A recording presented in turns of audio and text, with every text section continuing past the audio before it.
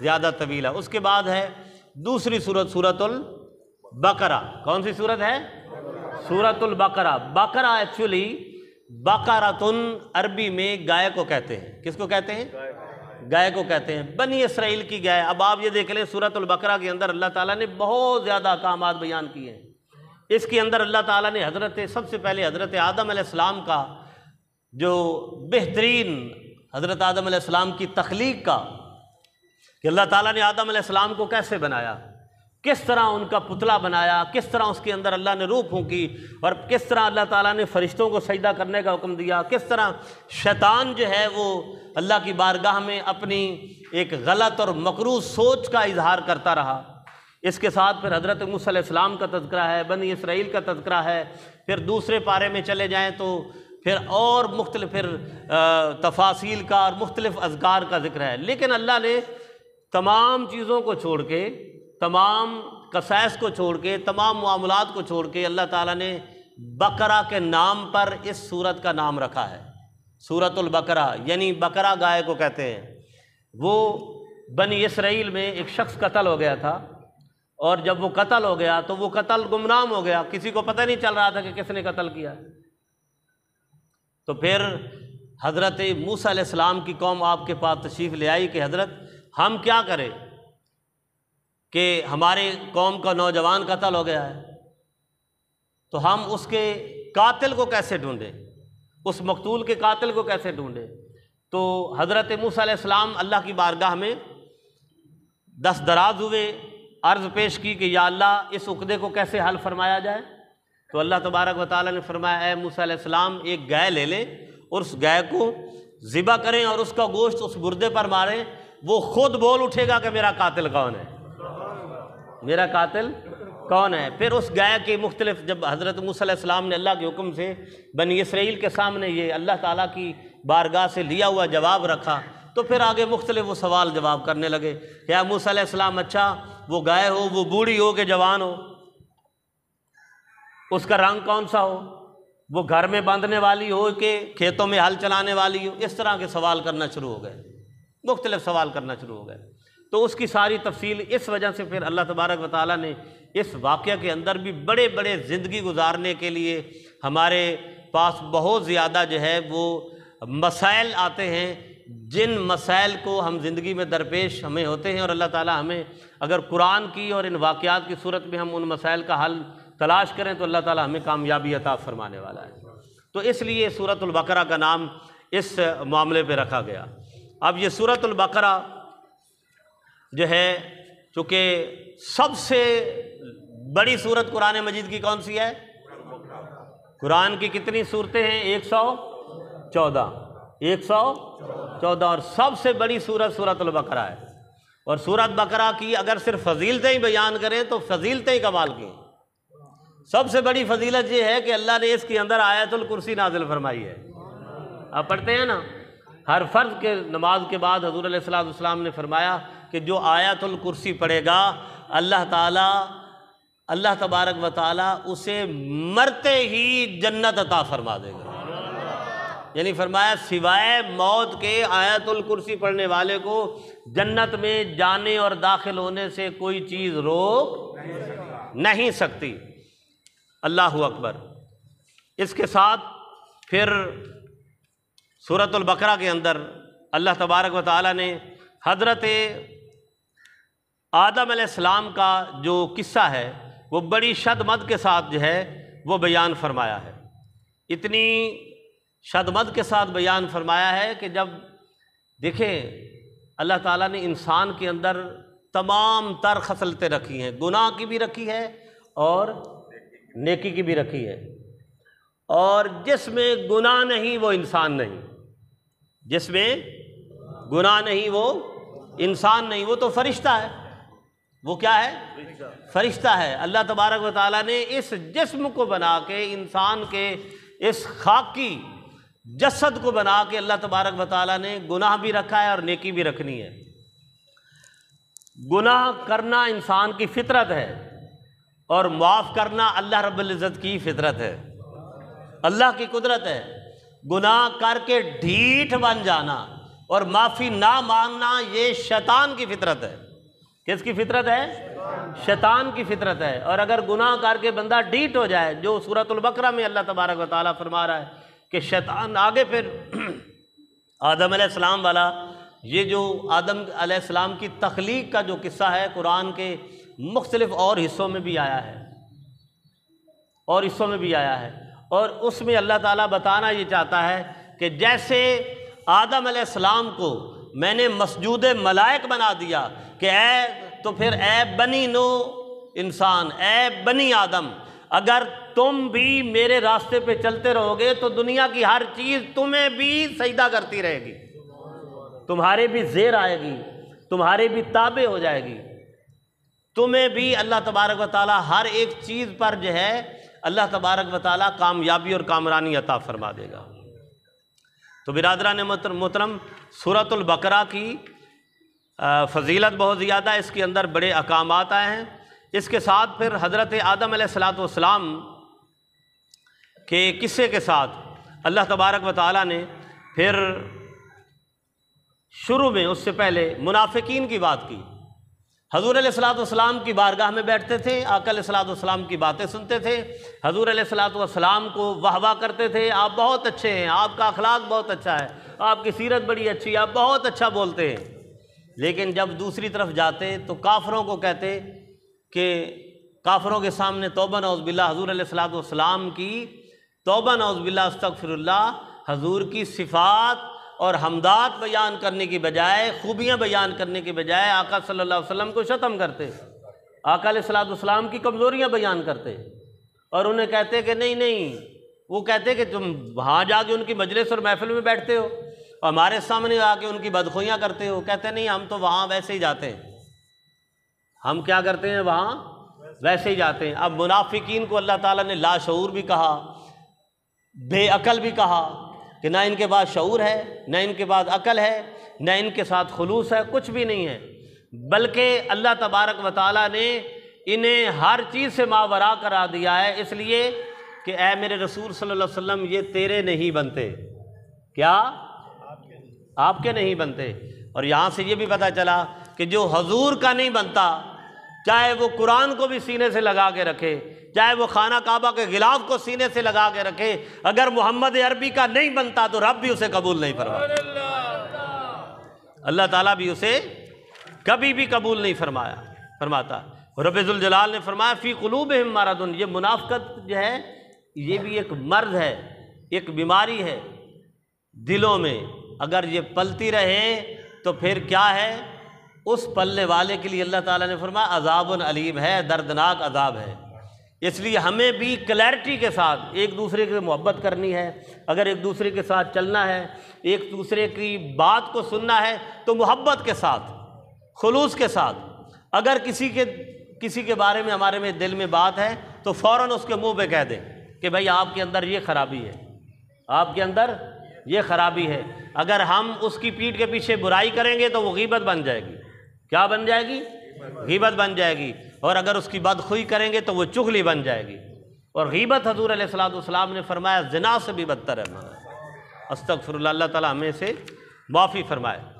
پھر اللہ تبارک و تعالیٰ نے جو ہے سورہ بقرہ کے اندر اللہ رب العزت نے حضرت آدم علیہ السلام کا خوبصورت جو ہے یہ قصہ بیان کرنے کے بعد پھر اللہ تبارک و تعالیٰ نے جو ہے اللہ رب العزت نے حضرت آدم علیہ السلام کی صفات کو، سب سے بڑی صفت علم ہے کہ فرمایا وَعَلَّمَ آدَمَ الْأَسْمَاءَ كُلَّهَا۔ جب فرشتوں نے کہا نا کہ یا اللہ نحن نسبح بحمدک ونقدس لک، ہم تیری تسبیح بیان کرتے ہیں، تو کہتا ہے سجدے میں کھڑے ہوئے ہو تو ہم کرتے ہی سجدہ ہیں، ہم سجدے سے اٹھتے ہی نہیں، اگر تو فرماتا قیام کرو تو ہم کھڑے رہتے ہیں، ہم رکوع میں جاتے ہی نہیں، یا اللہ اگر تو فرماتا ہے رکوع کرنا ہے تو ہم رکوع میں ہی کھڑے رہتے ہیں، ہم سجدے میں نہیں جاتے، یا اللہ ہم تو تیری تسبیح بیان کرتے ہیں۔ سبحان اللہ و بحمدہ سبحان اللہ العظیم، عرش کے پائے کو جو فرشتے پکڑ کے کھڑے ہیں ان کی تسبیح یہ ہے سبحان اللہ و بحمدہ سبحان اللہ العظیم، یا اللہ ہم تیری تسبیح بیان کرتے ہیں۔ اللہ تعالیٰ نے فرمایا اچھا وَعَلَّمَ آدَمَ الْأَسْمَاءَ كُلَّهَا، میں نے جب سے کائنات بنائی ہے اور بنانی ہے اور جب تک کائنات جائے گی، چاہے زمین کی چیزیں ہیں چاہے آسمانوں کی چیزیں ہیں، جو کچھ بھی میرا علم ہے میں نے سارا آدم علیہ السلام کو سکھا دیا۔ اللہ اکبر۔ اور حدیث میں آیا، مشکات شریف کی حدیث ہے، حضور علیہ السلام نے فرمایا کہ آدم علیہ السلام کے ایسے ہاتھ پر اللہ نے ساری کائنات رکھ دی، ایسے ہاتھ پر آدم علیہ السلام نے ایسے ہاتھ پر اللہ کی ساری زمین کو دیکھا، کائنات کو دیکھا اور اللہ کی ساری مخلوق کو دیکھا۔ اب کتنی مخلوق ہے، اس وقت 7 ارب کو دنیا چھو رہی ہے، اس سے پہلے بھی کائنات آئی، زمین پر اللہ کی مخلوق آئی اور قیامت تک آنی ہے، کتنی کوئی گن سکتا ہے؟ آدم علیہ السلام کے ایک ہاتھ پہ اللہ نے ساری مخلوق کو حاضر کر دیا اور ہر ایک چیز کے نام سکھا دیے۔ اللہ تعالیٰ نے فرمایا میں نے اپنے آدم کو یہ علم دیا ہے، تمہارے پاس یہ علم نہیں ہے۔ یہی فضیلت ہے کہ میں نے آدم علیہ السلام کو تمہارے لیے مسجود ملائک بنایا ہے۔ اس کا مطلب یہ ہے کہ علم بہت بڑی فضیلت ہے۔ علم کیا ہے؟ بہت بڑی فضیلت ہے علم۔ حضرت شیخ سعدی رحمۃ اللہ علیہ نے فرمایا علم وہ اللہ تعالیٰ کا خزانہ ہے، علم وہ اللہ تعالیٰ کا خزانہ ہے کہ انسان کو جوتیوں سے تخت پر لے جاتا ہے۔ کہاں لے جاتا ہے؟ جوتیوں سے اٹھا کے تخت پر لے جاتا ہے۔ اور دولت وہ چیز ہے جو انسان کو تخت سے جوتیوں میں لے آتی ہے، جوتیوں میں لے آتی ہے۔ علم اللہ تبارک و تعالیٰ کی طرف سے وہ انمول اللہ تبارک و تعالیٰ کی بارگاہ کا ایک تحفہ ہے جو اللہ رب العزت جو ہے وہ علم کی بنا پر بڑی فضیلتیں، بڑی قربتیں، بڑی رحمتیں اور بہت زیادہ جو ہے اپنی بارگاہ کے اجازات عطا فرماتا ہے۔ اس کے ساتھ پھر اللہ تبارک و تعالیٰ نے سورۃ البقرہ میں جنت، اہل ایمان کے لیے جنت کی خوشخبریاں، کہ جنت دیکھیں کتنا بڑا رب ذوالجلال کا انعام ہے۔ ہم 5 مرلے کا اچھا گھر بنا لیں نا، محترم جناب اللہ بخش بھٹی صاحب، 5 مرلے کا اچھا گھر بنا لیں یا 10 مرلے کا یا کنال کا، اس کے کنال کے اندر چھوٹا سا سوئمنگ پول بھی بنا لیں، چھوٹا سا جو ہے وہ لان بھی بنا لیں، ہم ایک لگژری کمرہ بھی بنا لیں، وہاں کوئی 70-80 انچ کی بڑی LCD بھی لگا دیں، ٹھیک ہے نا جی، ہر نعمت بھی رکھ لیں، تو ہم جناب علی خوشی سے پھولے نہیں سماتے، خوشی سے پھولے نہیں سماتے کہ ہمارے لیے تو جناب علی یہ بہت بڑی چیز ہمیں اللہ تعالیٰ نے عطا فرما دی ہے۔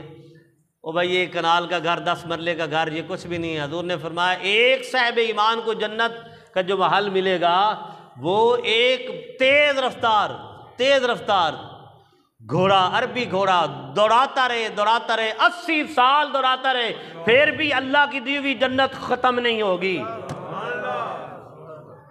ہم اس عارضی دنیا کے پیچھے جو ہے اللہ تبارک و تعالیٰ کی دائمی نعمتوں کو جو ہے وہ ہم چھوڑ دیتے ہیں۔ اس کے ساتھ پھر اللہ تبارک و تعالیٰ نے آگے اللہ رب العزت نے سورۃ البقرہ کے اندر جو ہے وہ اللہ رب العزت نے بنی اسرائیل جو ہے انبیاء کے ساتھ اپنا سلوک کیا کرتے تھے۔ اب آپ دیکھیں نا، ہم تو حضور کی عزت پر ہر چیز قربانے کو تیار ہیں، ہر چیز قربان کرنے کو تیار ہیں۔ کسی نے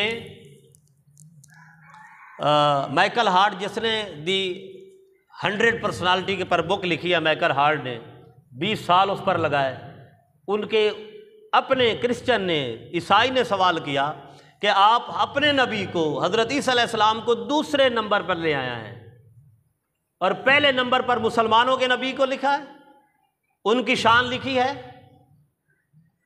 تو اس نے ایک ہی جواب دیا کہ جب سے کائنات بنی ہے میں نے عیسیٰ علیہ السلام ہمارے نبی ہیں، ان کی بڑی شان ہے، لیکن عیسیٰ علیہ السلام کے نام پر ہم میں سے کوئی ہے جو سولی پہ چڑھا ہو؟ عیسیٰ علیہ السلام کی ہم عزت کرتے ہیں، سارا کچھ کرتے ہیں، ہم جو ہیں عیسائی ہیں، کبھی عیسیٰ علیہ السلام کے نام پر کبھی سولی پہ چڑھے؟ نہیں چڑھے۔ انہوں نے کہا ہمارے رسول کی، پیغمبر کی اپنی شان، مگر محمد کی اپنی شان ہے، اس لیے میں نے محمد کی شان کو پہلے نمبر پر لکھا ہے کہ اس کو ماننے والے اس کی عزت کی خاطر سولی پہ بھی چڑھ جاتے ہیں، اس کو ماننے والے اس کی عزت اور نموز کی خاطر سولی پہ بھی چڑھ جاتے ہیں۔ اور آپ دیکھ رہے ہیں آج کل کیا ہو رہا ہے کہ حضور کی شان کے خلاف، حضور کی بارگاہ کے ادب کے خلاف ہمیں کوئی چیز بھی قبول نہیں ہے۔ اللہ اکبر۔ تو برادران محترم، بنی اسرائیل اپنے انبیاء کے ساتھ بہت ہی دردناک سلوک کرتے تھے، اور اتنا خود حضرت موسیٰ علیہ السلام کو دیکھیں کہ حضرت موسیٰ علیہ السلام کی قوم بنی اسرائیل پر، یہودیوں پر کتنے اللہ تبارک و تعالیٰ نے انعامات کیے، اتنے انعامات کیے کہ جب حضرت موسیٰ علیہ السلام دریائے نیل پار کر کے وادی طے میں تشریف لے گئے، تو اس وادی طے میں اللہ تبارک و تعالیٰ نے اتنے انعامات فرمائے کہ جو بھی یہودی کا بچہ پیدا ہوتا تھا وہ کپڑوں کے ساتھ ہی پیدا ہوتا تھا، جیسے بڑا ہوتا جاتا تھا کپڑے بھی بڑے ہوتے جاتے تھے، اور ایک ہوا چلتی تھی، کوئی صابن کی ضرورت نہیں، پانی کی ضرورت نہیں، وہ میل کچیل کپڑے صاف کر کے وہ جاتی تھی۔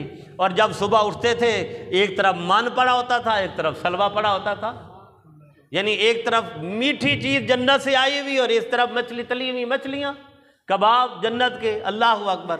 ہم سارا دن پسینہ بہاتے ہیں، کھاتے ہیں، کماتے ہیں، اس کے بعد ہم جا کے کھانا پکاتے ہیں، اور اتنا کچھ سارا کچھ ہونے کے باوجود پھر بھی اللہ کی ان نعمتوں سے، نافرمانیوں سے، اللہ تعالیٰ کی ان نعمتوں سے وہ نافرمانیوں میں چلے گئے۔ اور اتنے بد نصیب لوگ کہ ایک ایک دن میں توبہ نعوذ باللہ 500 انبیاء کا انہوں نے قتل کیا ہے، استغفر اللہ۔